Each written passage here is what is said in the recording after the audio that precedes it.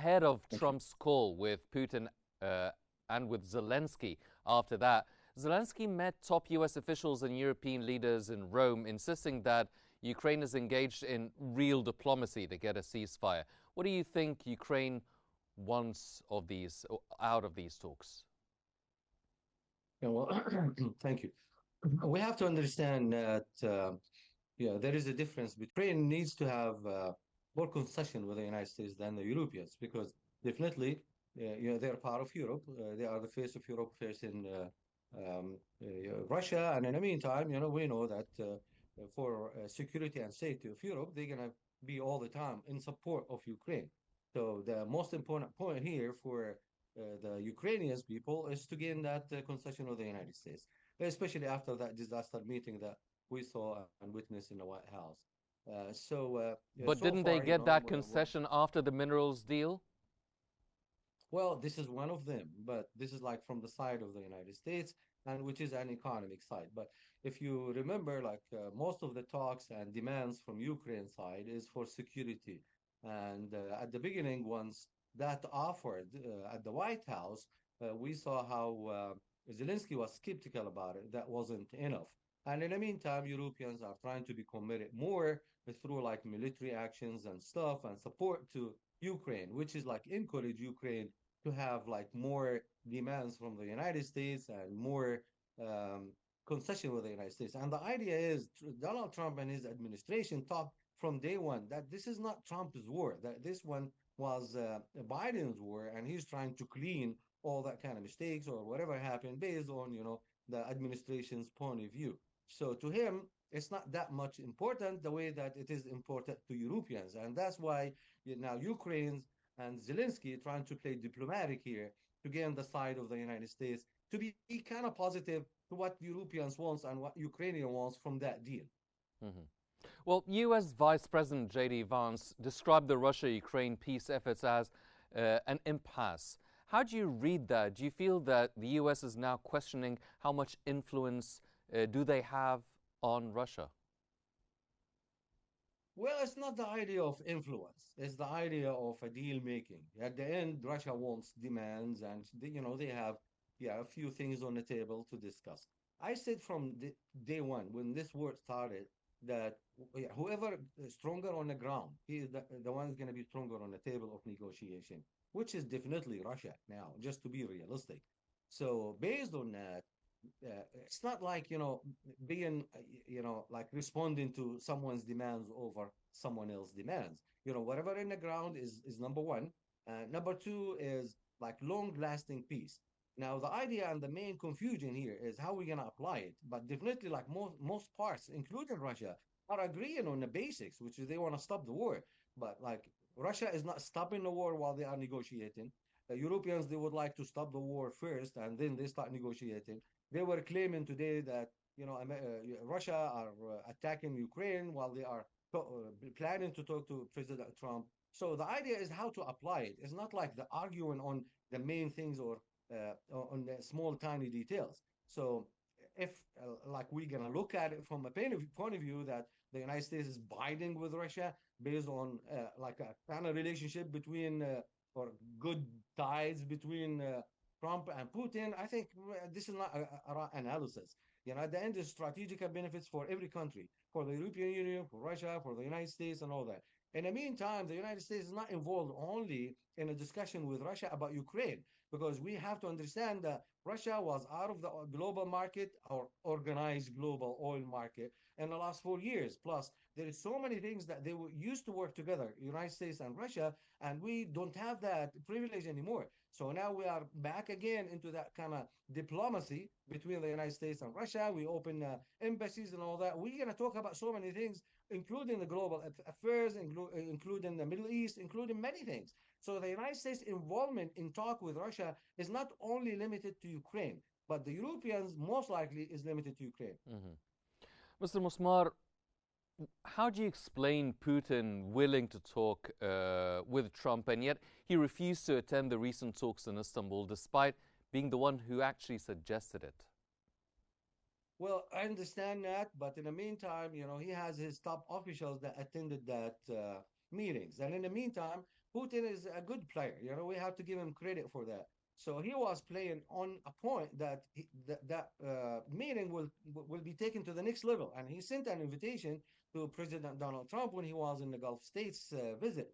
So Putin is trying just to take it to the next level because a meeting between those two leaders, this means that's the end of the conflict somehow, because that's the highest level reach. And Putin is trying to play that game. He is trying to reach that level to reach his demands. And definitely it's going to look somehow that the United States is kind of giving sort of deals to Russia, or yeah, not really abiding with the way that European unions wants. And their leaders normally when they meet, they want like way more things that the United States is not willing to do now. And that maybe is going to be taken as it's a kind of relationship between Donald Trump and Putin, and it's been taken out of the context that it is like affecting the benefits or whatever is going to happen after the war for the Ukrainians. Uh, if we want to look at Putin's demands, like which is like the main demands, number one, there is no NATO beside his borders, which is he said that a million times before. While the European Unions, from their perspectives, NATO, it's like better to them, more security on the borders of Russia, and actually that's what ignited the entire things, that the expansion of NATO to the borders of Russia, which is like a big red line for Russia.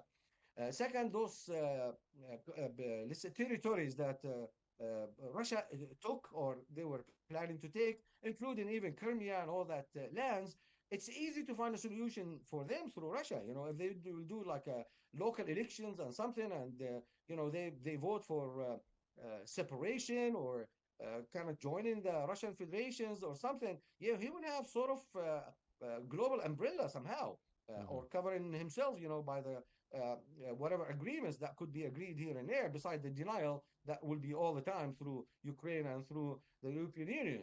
Now, could America accept that? It could. But at the end, there is so many demands, and it's very hard to meet all those demands at the same time. The negotiation table is going to decide that, and the stronger one on the ground, he is the one that is going to have like the upper hand, definitely. Well, J.D. Vance and Secretary of State Marco Rubio said that a big part of Trump's conversation is to really gauge Putin's intentions. What do you think this entails? Do you think that they do expect Putin wanting to squeeze a deal out of this phone call? Well, of course, this is diplomatic talk because they already talk with the with the Russians and Ukrainians before, and actually now, they announced that Donald Trump he already talked to Zelensky, which is most likely before talking to. We don't know if the call happened between him and between Putin, but I suggest that. I expect that he's talking to Zelensky before, based on his team's talking to Zelensky. So there is kind of like a diplomatic expressions of the words, which is that's what Trump's team is trying to express now here. Now, does that like gonna be finalized somehow on squeezing Putin to a point? The end, Putin is gonna take whatever he wants. Let's be realistic. At the end, no NATO to his borders. He's gonna take some lands. I'm not sure how much lands they're gonna agree on. And in the meantime, he knows his ability to defeat all the sanctions, because if the West, United States and European Union will keep playing the game of the sanctions, it proved that it's not working. Why? Because Russia has the oil, has the gas, has the Asian market. Plus, they have more countries that could abide and could be close to them, like North Korea, China, and all that. And we cannot deny the fact, those are global power as well. So at the end, sanctions game is not working with Russia, and Putin knows that.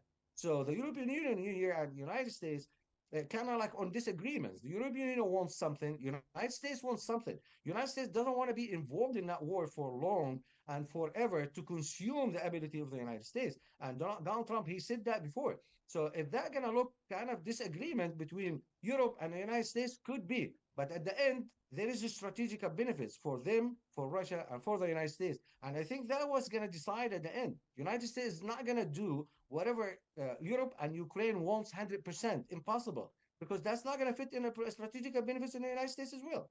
Hmm. Well, in recent days, European leaders have launched an intense effort to influence President Trump ahead of his pivotal call with Vladimir Putin.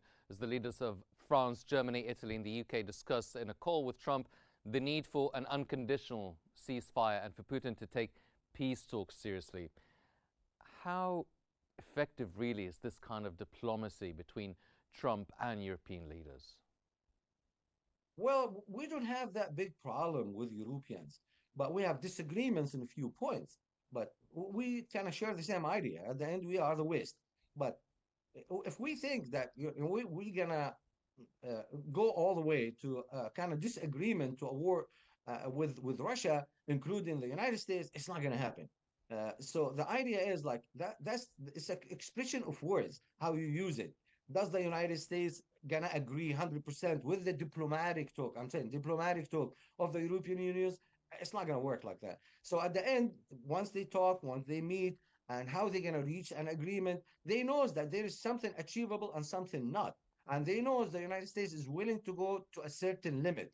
And they knows that the United States now is building what's called America First, and they're not going to go all the way with economic problems that we have now in the United States to increase that problem with more expenditures and all that kind of stuff with Ukraine. So at the end, it's just like playing in the last, like tuning the last thing, which is they knows that they're gonna have to give concessions to Russia, concessions to the United States, and Ukraine is in the middle of that. So at the end, my expectation was from day one, we're gonna have now what's equal to the Berlin War. The Berlin War was like at the end of the Second World War. It's a kind of line between the East and West. My expectation is Kiev now. It's gonna be the line between East and West. And if you look even like the strategy, the military strategy that Russia is trying to do is trying to isolate all that area. Besides the point, they are control in position, in actual position of few lands, but they are really in control of the entire land all the way to Kiev. So basically, they're not going to accept Russians, not going to accept a soldier in the east of Kiev. And the United States knows that, and the European Union knows that. That's why the idea came of an economic plan between the United States and Russia with minerals and all that. That give a leverage for the United States to be in that area, and Russia will accept.